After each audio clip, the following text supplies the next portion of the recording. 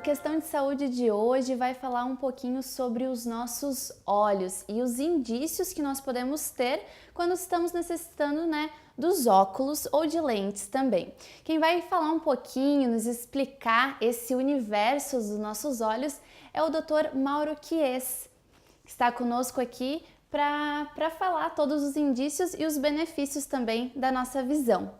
Tudo bem, doutor? Tudo bem. Então, começando a explicar para o pessoal de casa como que funciona a nossa visão, Distinguir objetos longe e objetos perto também. Como que funciona isso? A visão é um mecanismo complexo, mas que, em resumo, pode se comparar com uma câmera, como as que nos filmam agora. Nós temos nos olhos, na parte anterior, um conjunto de lentes, e na parte posterior um sensor, assim como as câmeras. E o nosso ajuste de foco, como tu mencionaste, é automático.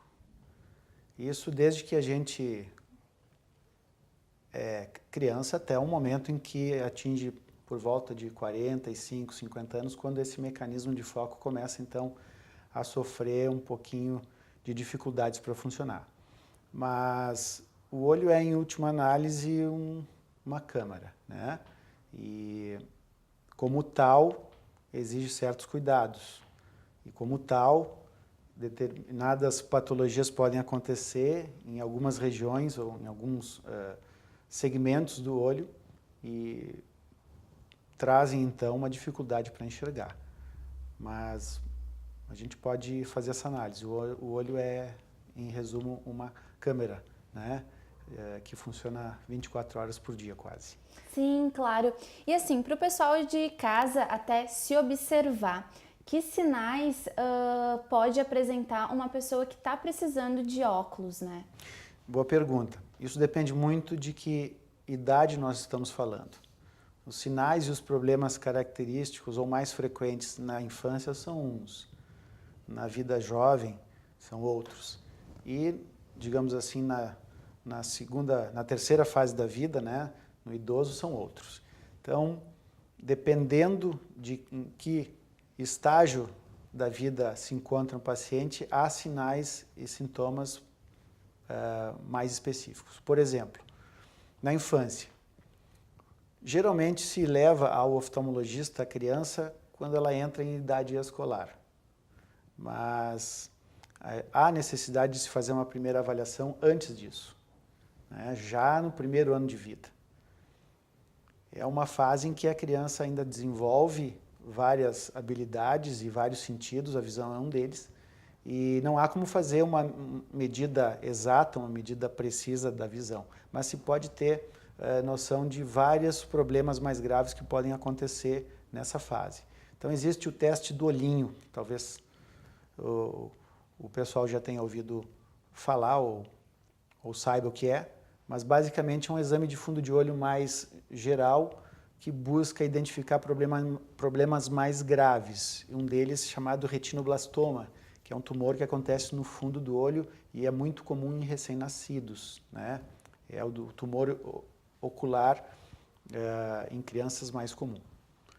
Já um pouquinho adiante, na fase escolar, há uma demanda maior pela visão, em razão da atividade escolar, pela leitura, pela visão de perto, e isso muitas vezes requer da criança um esforço visual maior, e dependendo da presença ou não de grau, ela pode sentir algumas coisas, como, por exemplo, sonolência, baixo rendimento escolar, aversão pela leitura, e a criança muitas vezes não sabe, ou não identifica, ou não consegue expressar essa dificuldade. E os professores geralmente estão mais atentos a esses sinais. Mas basicamente seria isso. Ficar atento a algum comportamento, não necessariamente a criança vai exprimir uma dificuldade, mas alguns outros sinais dão pista de que ela pode ter algum problema visual e uma consulta então aí é indicada. Na fase adulta, quando a gente começa então a trabalhar mais pesado, hoje em dia com computador, com tablet, com celular, que exige muito a visão de perto, E isso, horas e horas a fio, causa um certo desconforto, né? Causa um certo desconforto visual e muitas vezes até a dificuldade com a lubrificação dos olhos.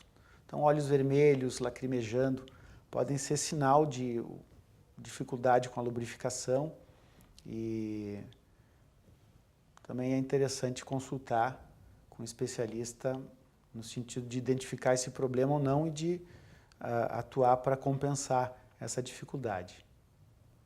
Mais para frente, então, os pacientes já acima de 60 anos, existem alguns indícios e alguns problemas característicos, então, dessa fase da vida, que são, me ocorre agora comentar basicamente dois. A catarata, que é uma dificuldade visual que incide silenciosamente, a pessoa não se dá conta que a visão diminui, porque isso acontece de maneira lenta, gradual. E outro problema muito também frequente é o glaucoma, que, como eu comentei antes na nossa conversa, ocasiona uma diminuição do campo visual.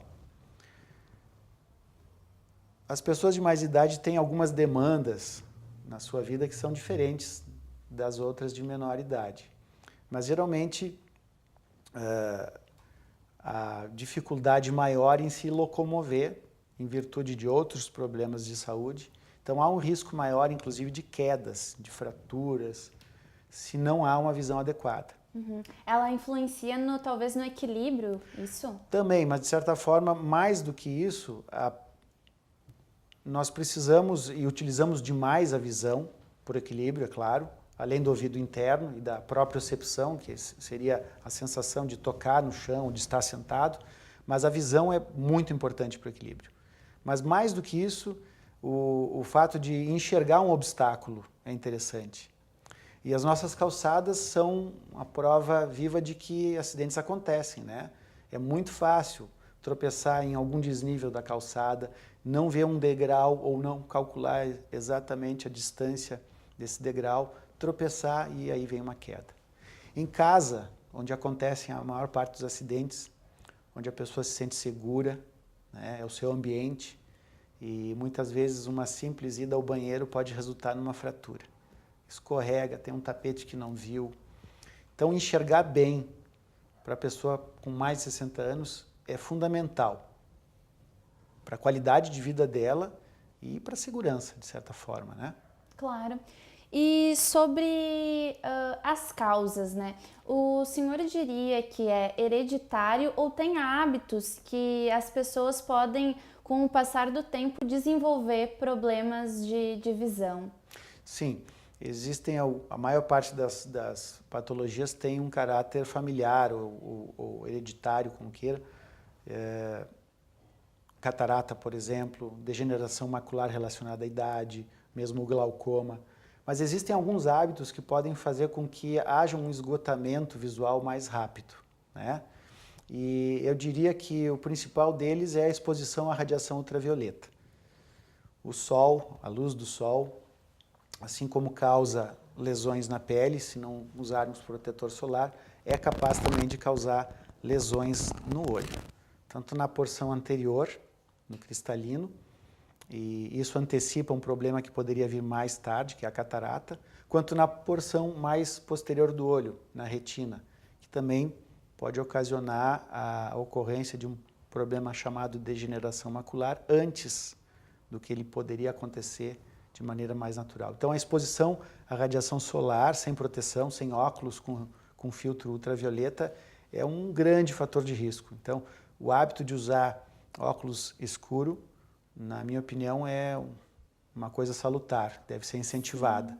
E o senhor, assim, existe o óculos que hoje é vendido assim mais popularmente, que às vezes não tem esse filtro ultravioleta. Exato. É pior não usar óculos, então, no sol, ou usar esse óculos sem o filtro?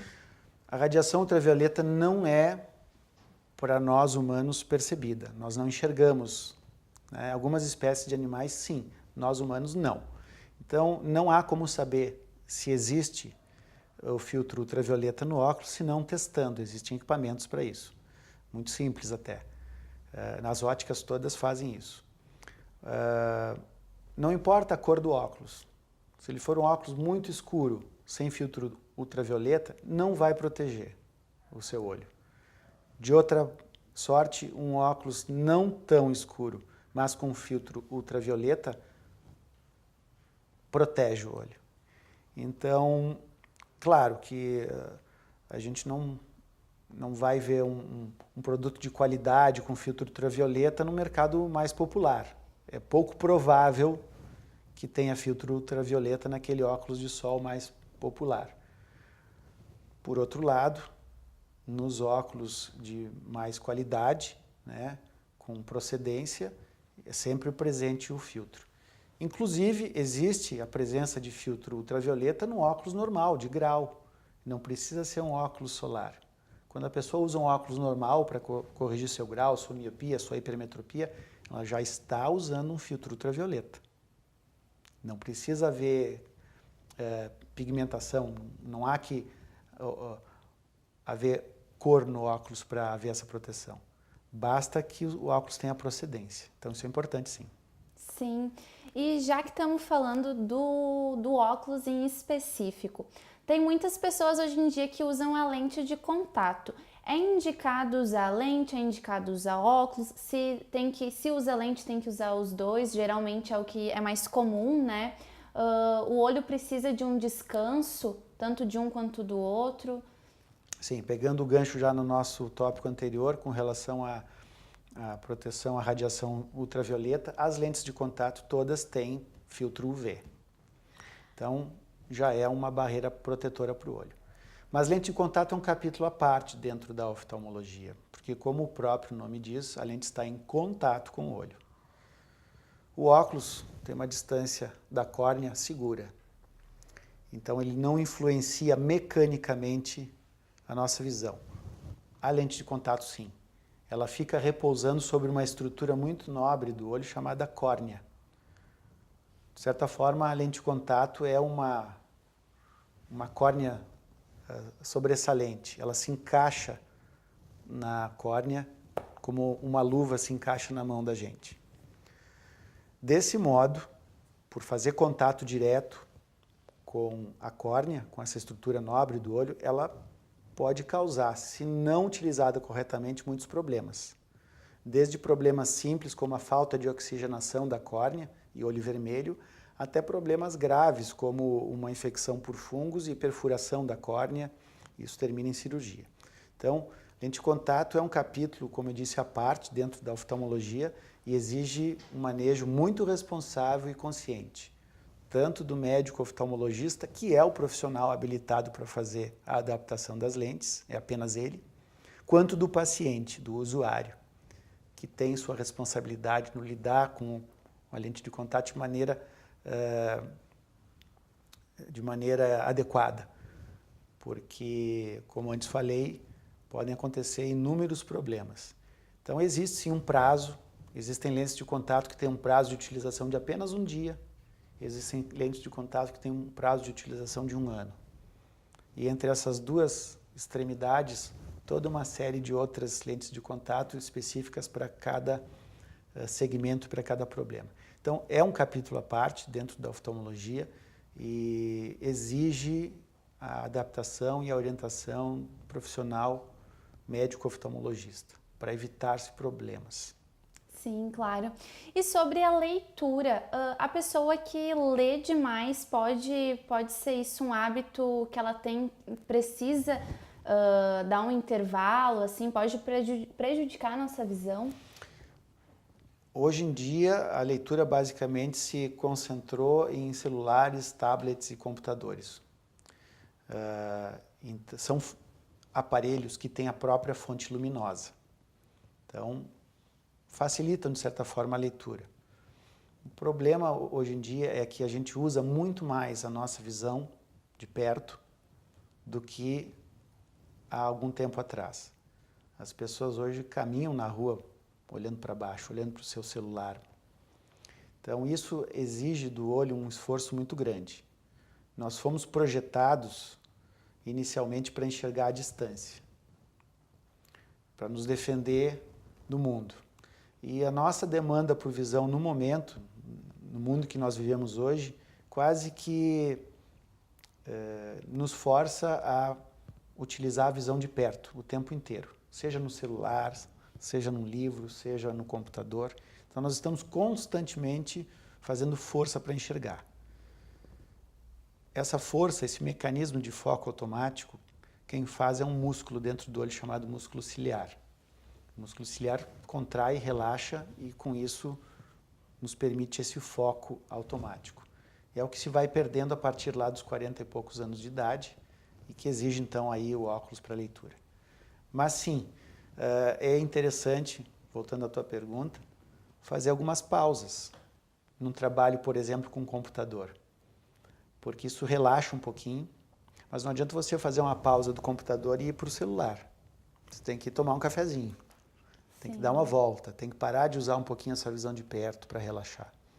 E outra coisa que ocorre também quando a gente fica muito atento a um determinado objeto, seja a televisão, seja no cinema, seja no celular.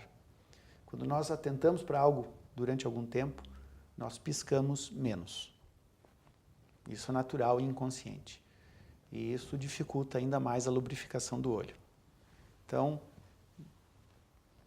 muita demanda por visão de perto acarreta em dificuldade para enxergar, em cansaço e vermelhidão ocular e falta de lubrificação. Então é interessante sim fazer algumas pausas, como eu disse, dar uma voltinha ou olhar para frente, né?